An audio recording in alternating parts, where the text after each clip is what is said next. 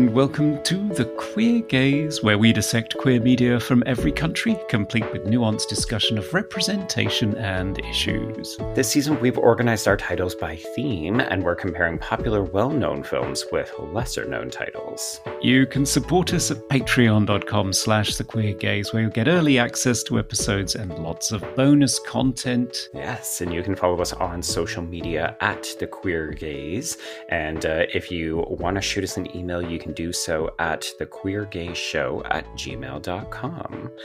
But Mr. Conrad, this is not one of our regular themed episodes. This is a bit of a bonus episode. Yeah, this is a review of a film that's coming out now. Yeah, so folks, we are talking about Misericordia, which translates into Mercy. This is a French film written and directed by Alain Guiraldi. And I'm going to give you the logline. We're going to keep this mostly spoiler-free on the main feed. And if you want to hear more of our spoilery thoughts about where this film actually goes, yes, do make sure that you join that Patreon. Or if you're listening there, hello. The film concerns Jérémy, who is played by Félix Kissel, and he returns to a fictional hometown of Saint-Martial to attend the funeral of his former boss.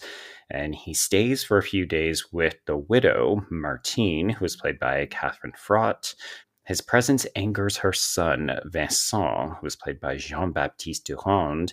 And this causes a fight between the two men, which goes into some unusual territories. And from there, the film sort of spins out into a bit of a psychosexual drama. Yes. And as you messaged me, this felt eerily familiar after we covered Tom at the Farm in our rural internalized homophobia season. Indeed. Yeah, it's kind of fun because folks were well beyond that in terms of our recording. But when you hear this, you will only have just begun hearing that episode coverage. But I was struck, Conrad, at how much this feels identical. Obviously, this is France and Tom at the Farm is Quebec.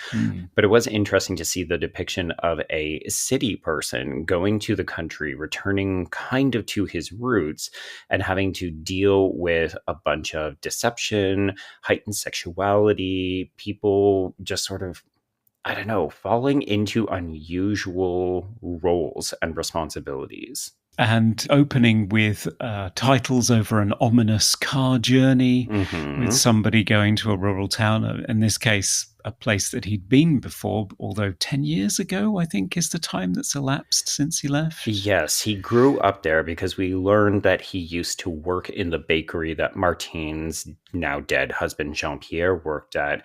And I mean, I think one of the things I really appreciated about this film is how we don't have a clear understanding of many of these relationships. You really have to trust that the film will reveal itself over time. And that's part of the mystery. Although I think even calling it a mystery is doing the film a bit of a disservice because this is, I don't know, like I even use the term psychosexual drama, and I don't know if that's accurate either. This film is so perplexing. Like I find it really difficult to categorize, but I think that's one of the reasons I really liked it is because I never quite knew where we were going to go with this. No, and tonally, it is teetering on the edge of French farce, which makes it sound as though it's blackly comic, but it isn't really. It's all very much under the surface, several layers.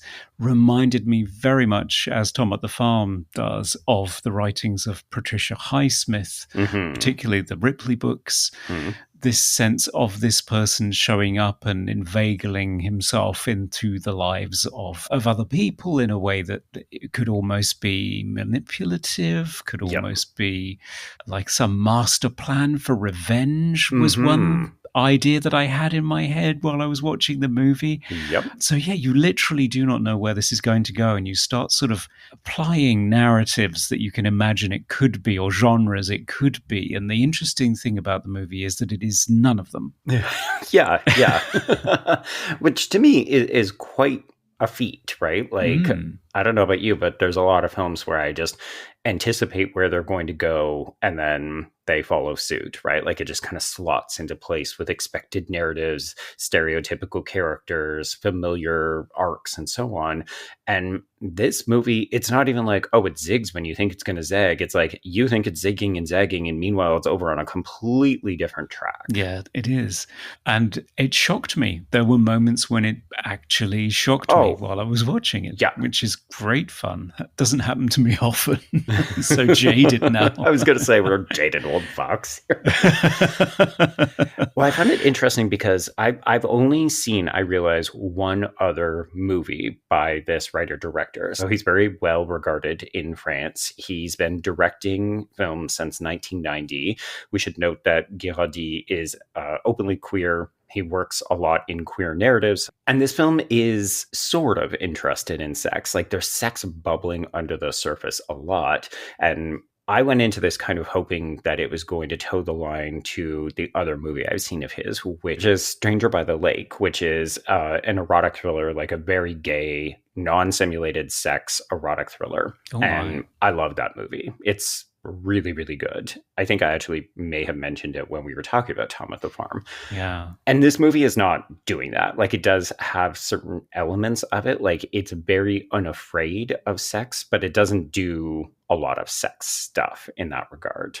No, I watched an interview with the director and he talked about the fact that he was very interested in desire and the complexities of desire, and Mm, then mixing that with suspicion and with people being observed. He right. said in every single shot in the movie, somebody is being observed by someone else Well, throughout. I mean, you mentioned French farce, and there are so Mm. many points in this film where people either walk in on other people doing things or they just walk in unexpectedly, like, oh, are you sleeping? It's 4 a.m. Someone's just walking into the bedroom and turning on the light. And it borders on ridiculous, but because there is this threat that either sex or violence could break out at any moment between quite literally any character, it it creates a kind of weird tension where you just keep waiting for things to happen. And sometimes they do, and sometimes they don't. And Mm. it's just so hard to pin down in that regard. But it's fascinating to watch. Yeah, it's never dull. Always keeps you guessing. It's beautifully shot. There is no score, as far as I could tell.